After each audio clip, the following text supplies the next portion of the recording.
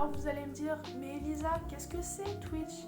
Eh bien, Twitch est une plateforme qui a été créée en 2011 et elle permet la diffusion en direct de jeux vidéo. Cette activité s'appelle le stream.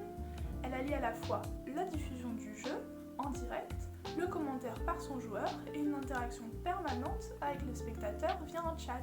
En 2017, la création d'une catégorie discussion ouvre les portes à un contenu non jeu vidéo, comme des lives de cuisine, de sport et bien d'autres. Selon le journal Le Monde, en 2020, Twitch c'était 30 millions de visiteurs venus de 230 pays, ça fait beaucoup. Et sur ces 30 millions de visiteurs, 50% avaient entre 18 et 34 ans. Vous l'avez peut-être remarqué si vous êtes utilisateur de Twitch, mais depuis ces dernières années, de plus en plus de journalistes sont présents sur la plateforme. L'arrivée de journalistes la plus remarquée a été celle de Samuel Etienne. Tous les matins, il réalise un live où il lit les journaux français, en remettant les informations dans leur contexte et en insistant la pluralité des sources.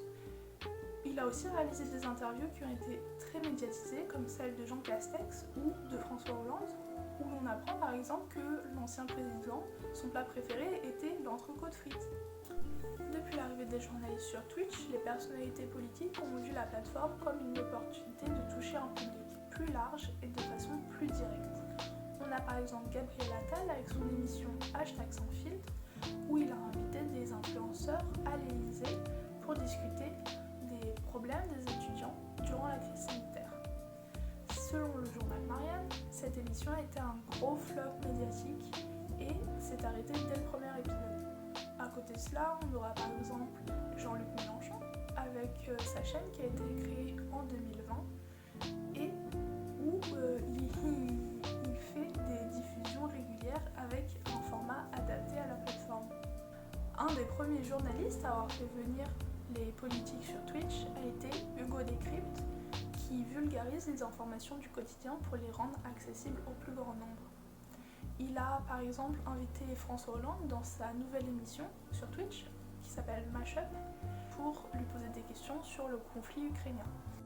Enfin, on peut penser que dans les prochains mois et les prochaines années, les politiques vont encore plus arriver sur la plateforme qui est Twitch, mais aussi sur les autres réseaux sociaux, dans le but d'accroître toujours plus leur capacité de diffusion et de toucher un public plus large.